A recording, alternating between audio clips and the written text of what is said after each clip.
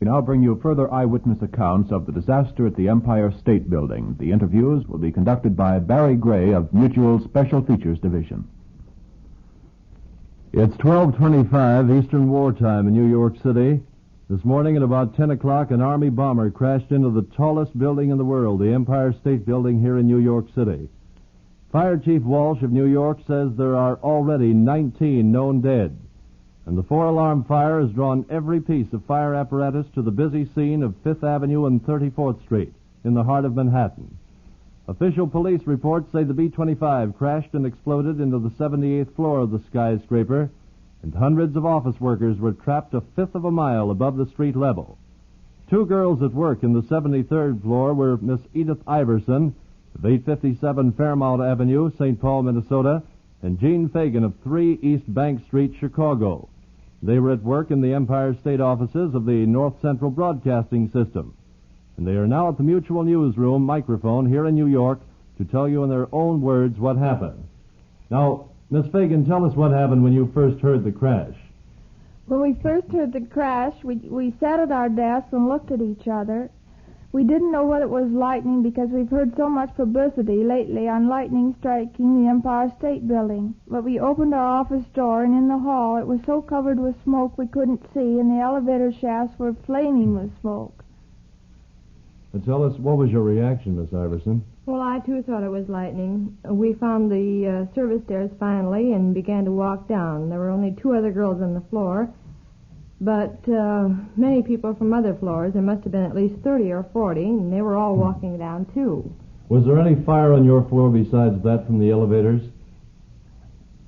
Miss Fagan. The windows. We looked out the windows before we went out the door, and it must have been a piece of the wing of the plane, because we could see it falling. In fact, it was so thick you couldn't see anything but this bright orange flame going by the windows. I see. And how much of a flame would you say in judging it in feet?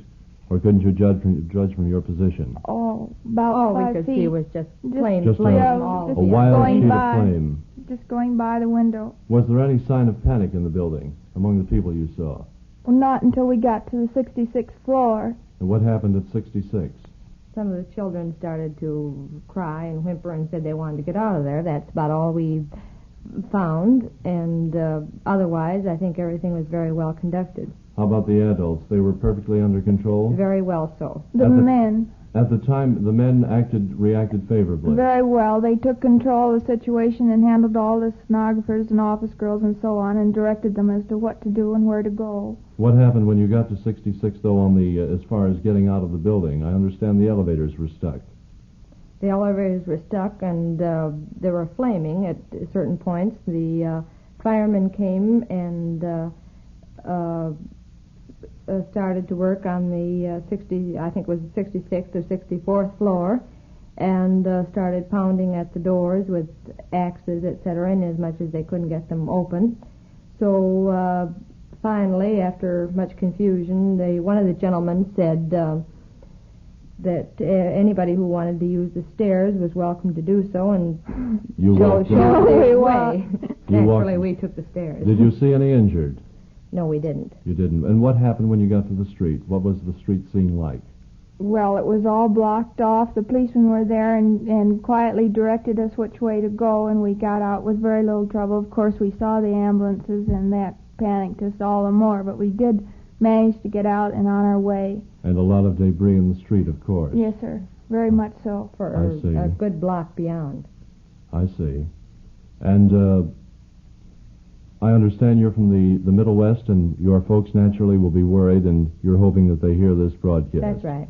Well, ladies and gentlemen, you've been listening to an eyewitness account by Miss Edith Iverson of St. Paul and Jean Fagan of Chicago, Illinois, workers in the Empire State Building here in New York City, which building suffered an accident this morning when a plane crashed into it at 10 a.m. This is the Mutual Broadcasting System. Following this brief explanatory note, you will hear a re-recording of the sounds of the plane which crashed into the Empire State Building on Saturday, July 28, 1945. This recording was made in the American Society of Civil Engineers offices at 33 West 39th Street, New York City, approximately 5 blocks away from the scene of the tragedy. Now, if you will listen closely, you will hear over the dictation of the man who made the recording the sounds of the plane and the crash at the end.